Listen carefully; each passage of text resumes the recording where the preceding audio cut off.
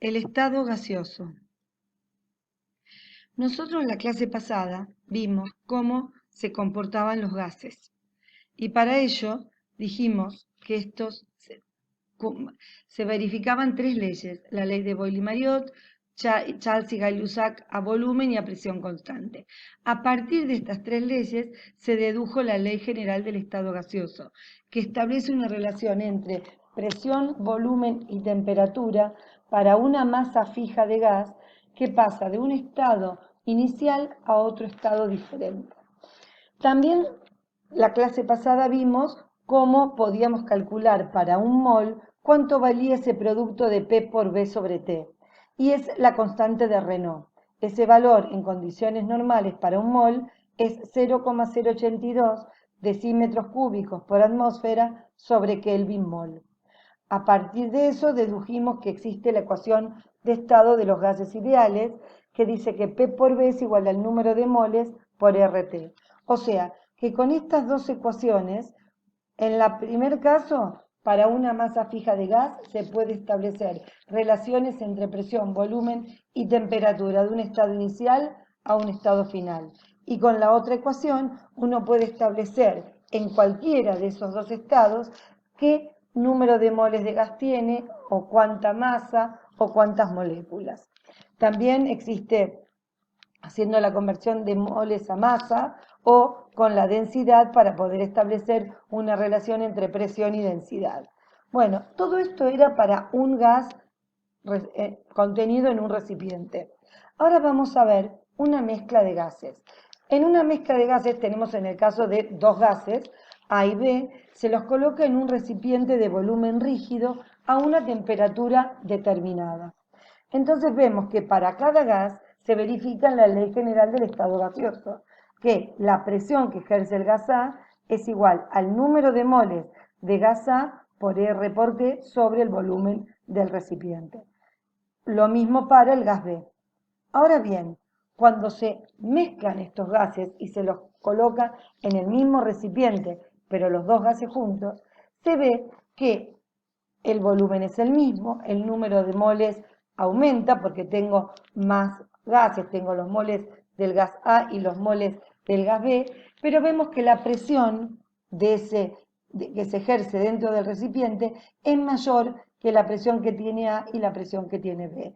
Y esto se puede ver en la ley de Dalton, que dice lo siguiente, que para una mezcla de gases, la presión total es igual a la suma de las presiones parciales de cada uno de los gases, como si estuviesen esos gases solos en el recipiente. O sea, yo conozco la presión del gas A en el recipiente solo, conozco la del gas B, yo sé que la presión total va a ser igual a la presión que ejerce A más la presión que ejerce B.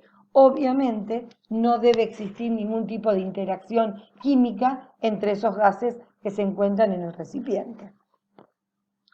Por lo tanto, cuando uno tiene una mezcla, uno sabe que para la mezcla la presión total por el volumen es igual a los moles totales por RT. Se verifica la ecuación de estado.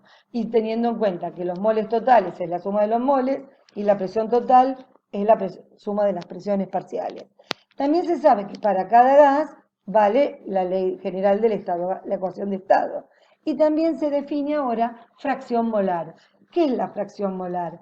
Es los moles de un gas determinado sobre los moles totales. Entonces uno puede decir, la fracción molar del gas A son los moles de A sobre los moles totales. Y la fracción molar del gas B son los moles de B sobre los moles totales. En total, la suma de las fracciones molares da 1, ¿no? Ahora bien, si uno hace el cociente entre la presión del gas A y la presión total, uno ve que la presión del gas A, ¿qué es? Los moles de A por RT sobre B. Y la presión total, ¿qué es? Los moles totales por RT sobre B también.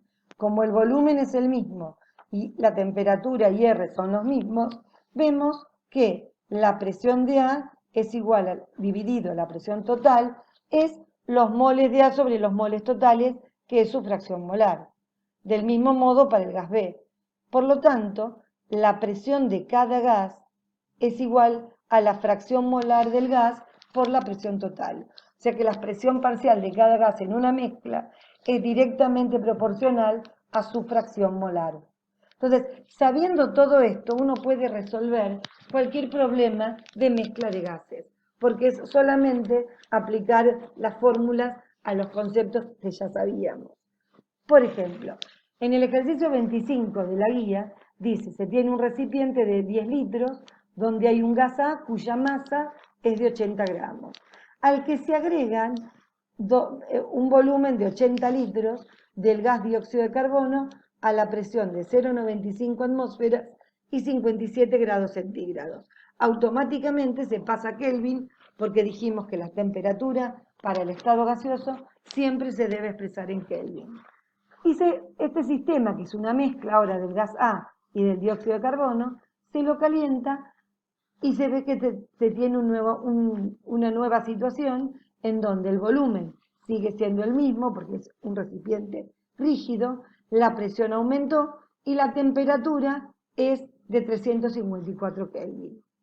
Por lo tanto, uno puede conocer, me piden que calcule la masa atómica del gas A, o la masa molecular del gas A, mejor dicho. Bueno, sabiendo los datos del dióxido de carbono antes de introducirlo en el recipiente, uno puede decir, bueno, la presión por el volumen es igual a los moles del dióxido de carbono por RT. Aplico la ecuación de estado.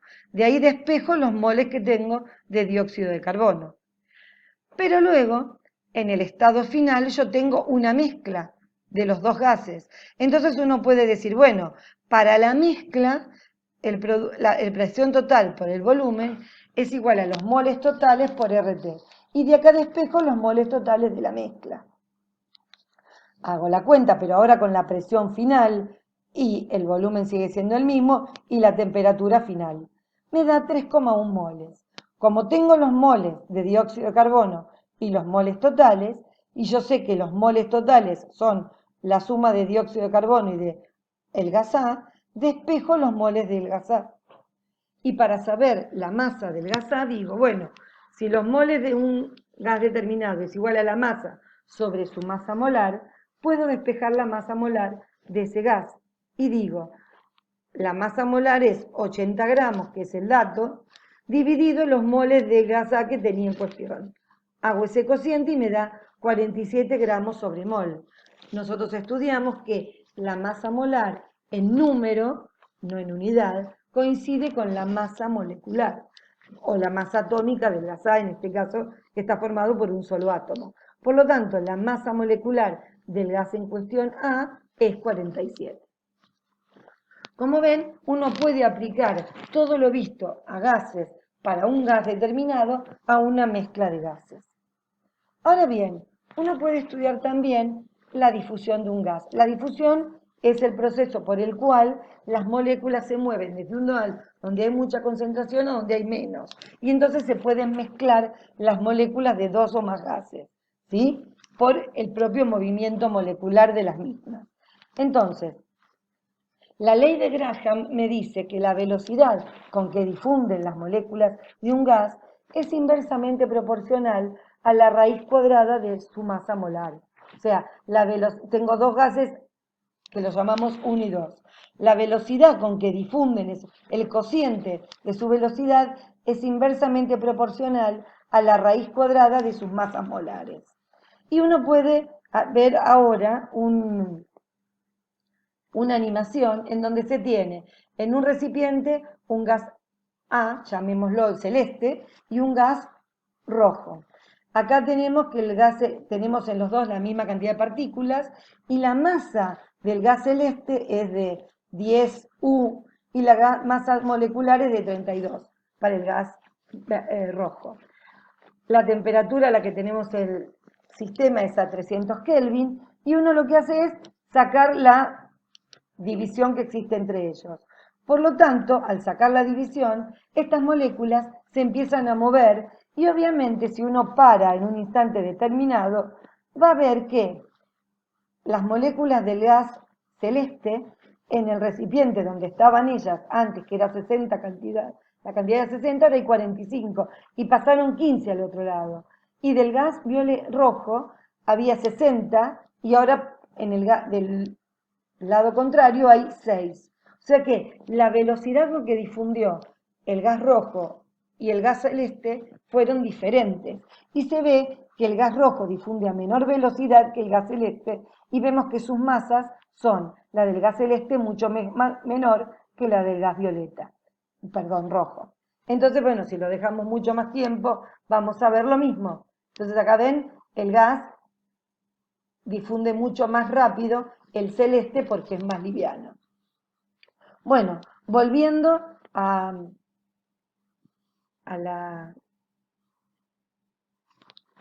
PowerPoint que tenía, entonces decíamos lo siguiente. Acá tenemos otro ejemplo que se puede ver un poco mejor.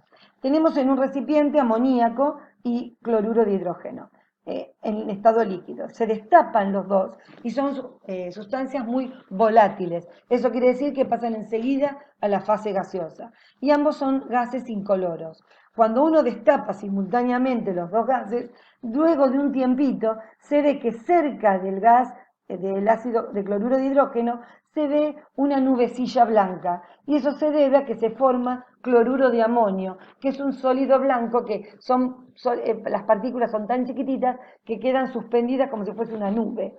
¿Y esto a qué se debe? Que están más cerca del del cloruro de hidrógeno, porque el amoníaco es más liviano. Entonces es lo que decíamos antes, la velocidad con que difunden los gases es menor cuanto más grande es la molécula del gas. Y ahora vamos a ver otro concepto que es gases reales. Nosotros habíamos estudiado que para un gas ideal la ecuación de estado del gas era esta. Y que habíamos dicho que los gases ideales tenían dos características fundamentales. Las partículas eran puntuales, estaban en continuo movimiento y no existía interacción entre ellas. Estaban tan separadas que no existía interacción entre ellas. Y todo lo que se desarrolló para gases fue planteando que el gas era un gas ideal. Ahora bien, los gases reales se desvían del comportamiento ideal. Y esto lo estudió Van der Waals. Y la ecuación consiste en lo siguiente. Es muy parecida, pero hay dos términos que se incorporan. Uno, que es la presión corregida, que tiene en cuenta un coeficiente AN, es el número de moles, y B es el volumen. Y A es un coeficiente que tiene en cuenta la interacción que existe entre las moléculas. O sea, las moléculas de gas, del gas real, pueden atraerse un poco entre sí. Por lo tanto, ese coeficiente tiene en cuenta esto. Y también el volumen es un volumen corregido y al volumen se le debe restar el número de moles por B, donde B es un coeficiente que tiene en cuenta el volumen real de cada molécula de gas. Nosotros decíamos antes que el gas era una partícula puntual, su volumen es despreciable. Acá no, acá se tiene en cuenta, ojo, el gas tiene un cierto volumen. Entonces, esta es la ecuación de Van der Waals en donde los valores de A y B están en tablas y uno puede calcular esto para diferentes gases reales.